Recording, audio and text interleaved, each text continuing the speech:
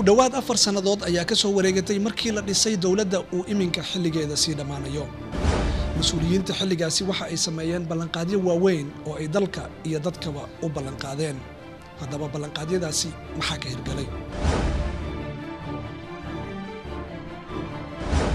waxaanu dooranay in aad qayb ka noqotaan la xisaabtanka mas'uuliyiinta dawladda.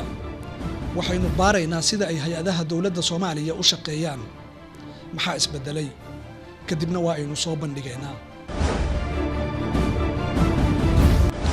waxaynu idiin ballaminaynaa mas'uulka ugu sarreeya hadba hay'adda dawladeed oo aynu ka hadlayno si aad fursad ugu heshaan in aad su'aalo weydiisaan.